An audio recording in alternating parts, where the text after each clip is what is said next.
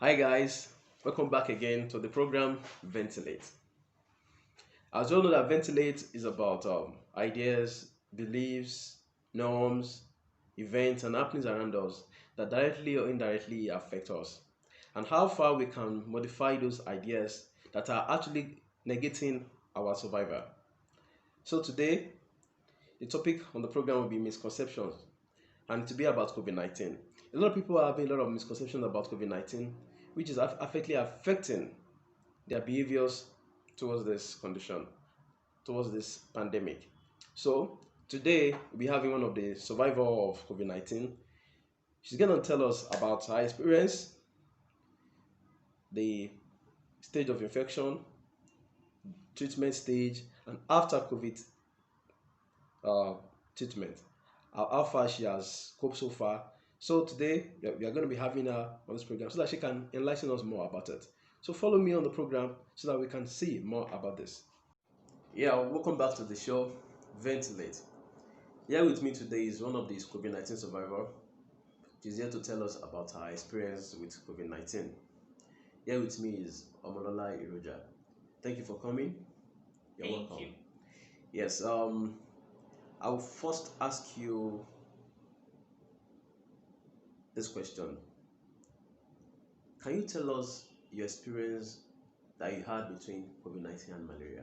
Because a lot of people are actually having a misconception and they are saying it is malaria, it's not COVID. It's COVID, it's not malaria. And it's confusing a lot of people. So we want it to be so clear. So can you please tell us based on your experience, what you experienced between the two? Firstly, malaria and COVID-19 are two different diseases. The causative agents are also different. Malaria is caused by Plasmodium parasite, while COVID is caused by virus. There are some similar symptoms that you might likely have if you have the two, possibly fever and weakness, joint pain.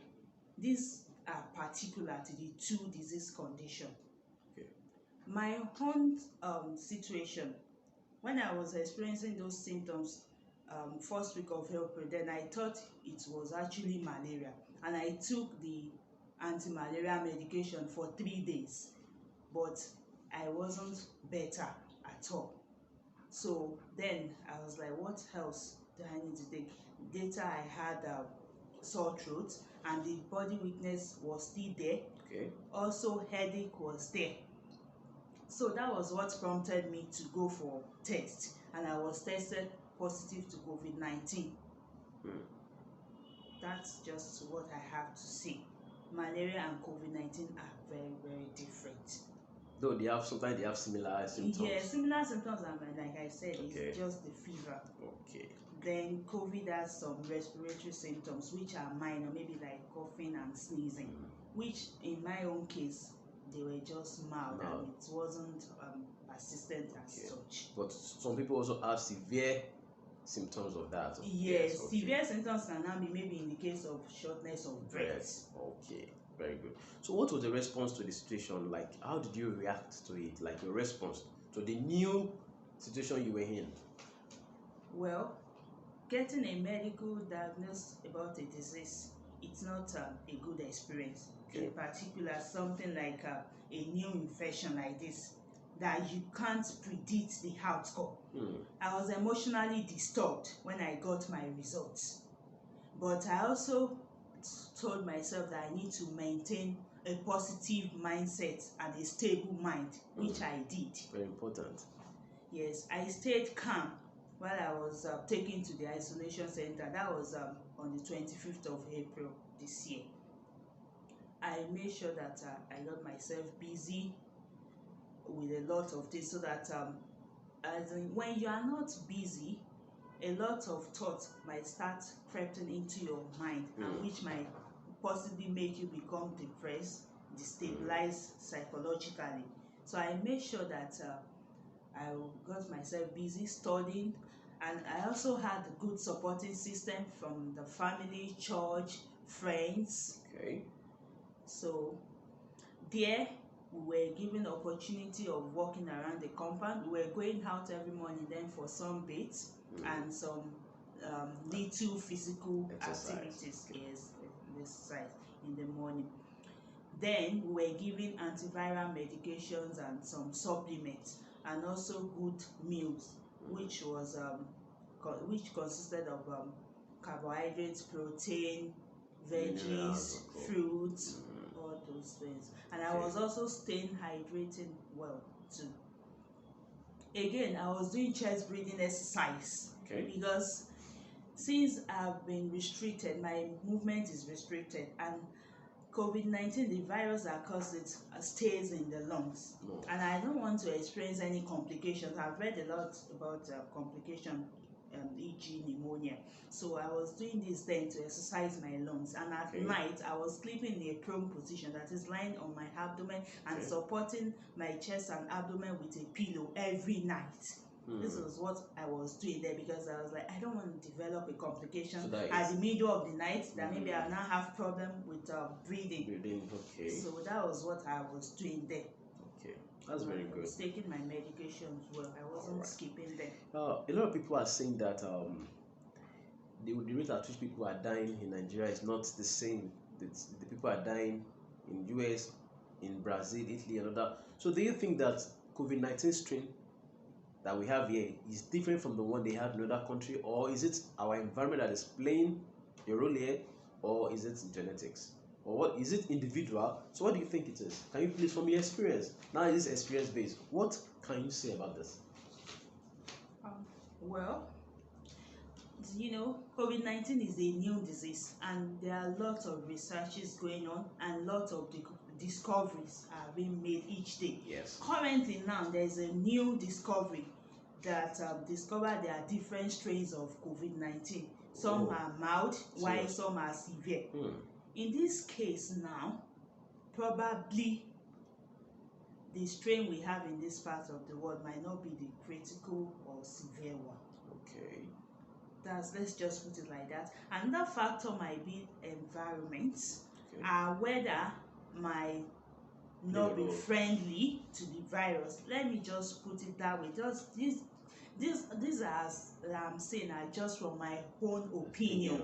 Yes, based on what I've heard or what I've observed or what I've read. And what me I've believed from the beginning of this thing is that the way everybody's body will react is totally different. Like this issue of even all these minor as in cases, maybe malaria. Some people have severe malaria that will even affect them, that they might be confused or behaving irrationally. Having delirium. Yes. So in the case of COVID-19, you can't predict this is how your own prognosis will be. Some died that they were not even having any comorbid factor initially. And some that even had comorbid factor, maybe like hypertension, they still came out fine and recovered well. So it's just individual. Individual based. Yes, individual based. Now, what do you think is your advice would be to the people in order to have a different ideas about this COVID-19, because this misconception is affecting the way they behave towards this illness we are actually talking about COVID-19. A lot of people are not even actually taking it serious. They are thinking it's a scam. They even call it scandemic. That's the name for it now. They are scanning. The government is scamming the people because of this pandemic. So, do you think that people should still maintain the social distancing, the hand hygiene, the mask that they are using? What can you say about this?